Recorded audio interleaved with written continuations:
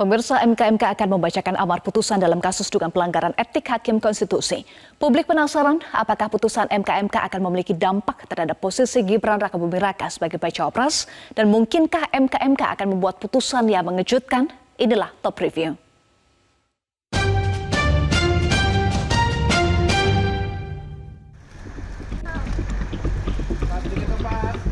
Jumat siang, sekitar pukul 13:35 waktu Indonesia Barat, Ketua MK Anwar Usman tiba di Gedung Kepanitraan dan Sekretariat Jenderal MK. Anwar Usman kembali diperiksa Majelis Kehormatan Mahkamah Konstitusi atau MK terkait kasus dugaan pelanggaran etik, baik terkait putusan syarat capres-cawapres maupun perilaku hakim di luar sidang. Ini merupakan kali kedua Anwar Usman diperiksa MK. Saya diminta untuk menjelaskan sesuatu yang belum ditanyakan pada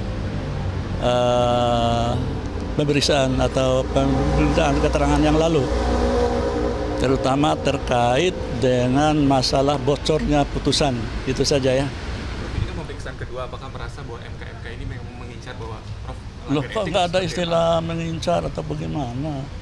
Tadi ada yang diklarifikasi, terutama juga mengenai ada putusan atau hasil RPH. MK telah memeriksa 9 hakim konstitusi. Ketua MK Jimli Asidiki menyebut banyak pelanggaran etik yang ditemukan setelah memeriksa 9 hakim serta pihak-pihak lain. Di antaranya masalah hubungan kekerabatan di mana hakim diminta mundur dari perkara ternyata tidak mundur. Kedua, hakim berbicara di depan publik mengenai isu yang ditangani. Ketiga, ada hakim yang saking kesal marah kepada publik, padahal itu adalah masalah internal. Pelanggaran lain adalah prosedur registrasi yang loncat-loncat. Misalnya laporan ditarik tapi dimasukkan lagi hari Sabtu, serta sejumlah pelanggaran etik lainnya. Mengenai keharusan mundur dari perkara, baik hakim MK yang memiliki konflik kepentingan, mantan hakim konstitusi Idewa Gede Palguna menyatakan memang itu keharusan. Tapi ada tidaknya konflik kepentingan dalam perkara ini masih debatable.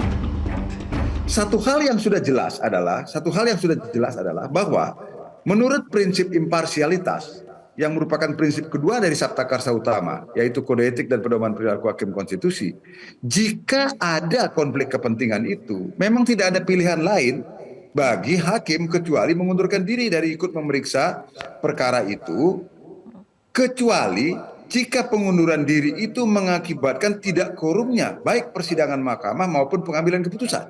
Ya, yang menjadi jadi kalau lihat dalam konteks itu secara legal memang masih debatable apakah betul terdapat konflik kepentingan. Sementara itu pelapor menjelaskan bahwa adanya konflik kepentingan disebutkan sendiri oleh Ketua MK Anwar Usman. Ada satu pendapat yang masuk ke dalam putusan dari Saldi Isra dan juga dari Prof. Arief Hidayat mengatakan bahwa Anwar Usman menggunakan dalil untuk tidak memeriksa perkara di gelombang pertama dengan alasan konflik kepentingan. Nah, itu yang kami gunakan. Jadi kami, makanya kami bilang dalam laporan kami tidak berasumsi, kami tidak pakai insinuasi, tapi ada pernyataan itu dan pernyataan itu masuk ke dalam putusan. Bahwa Anwar Usman mengatakan, saya tidak mau periksa gelombang pertama ya. Kenapa? Karena konflik kepentingan. Saya menghindari itu. Jadi dia mengundurkan diri. Di tengah perdebatan di ruang publik, MK memastikan akan membacakan putusan hasil sidang etik pada Selasa 7 November pekan depan. Ketua MK Jimli Asidiki menyebut pembacaan putusan dilakukan lebih cepat untuk memberikan kepastian terkait status baca pres dan bacawa pres. Supaya putusan MK ini ya ada pengaruhnya terhadap putusan MK sehingga berpengaruh kepada pendaftaran capres, kan begitu. Nah itu juga salah satu pertimbangan mengapa kita putuskan putusan dibacakan tanggal 7. Nah ini juga harus dijawab melalui putusan MK ini supaya ada kepastian. Yang salah harus kita bilang salah, yang benar harus kita bilang benar. Publik dan pasangan calon memang menanti putusan sidang etik MK, khususnya terkait dampaknya terhadap pencalonan Gibran Rakabuming Raka. Tapi Ketua MK Jimli Asidiki menegaskan kewenangan MK hanya sampai penegakan etik, tidak sampai menjangkau putusan MK.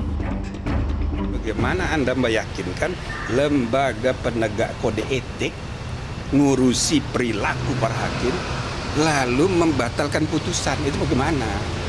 Saya sih mau aja, ya kan? Tapi kalau ngawur-ngawur hanya sekedar emosi, sekedar, ya kan nggak bisa. Hal senada juga disampaikan mantan Ketua MK Hamdan Zulfa. Menurutnya, MK hanya mengadili masalah etik saja. Problemnya, putusan Dewan Etik tidak bisa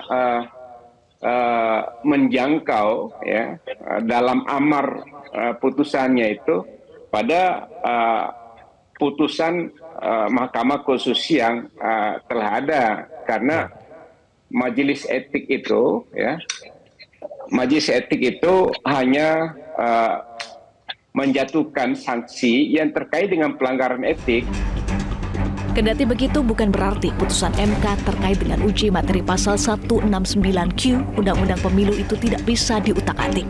Bisa saja MK dalam amar putusannya memerintahkan MK mengkaji ulang atau memeriksa ulang pasal tersebut.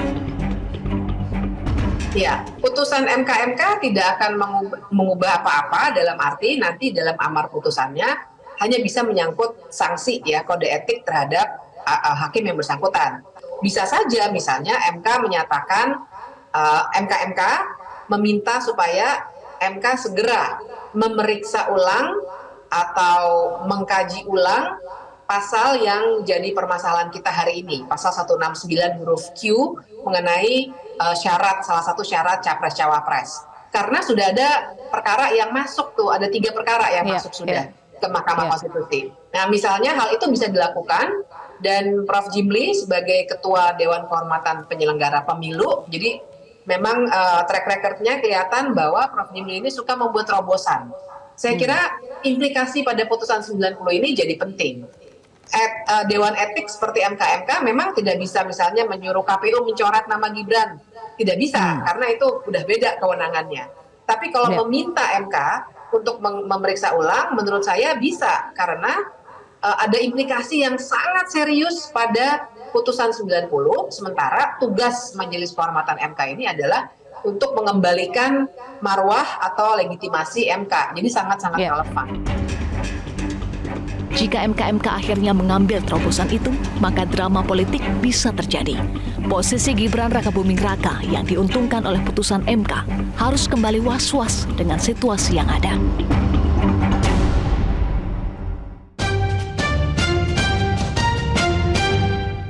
Jelajahi cara baru mendapatkan informasi. Download Metro TV Extend sekarang.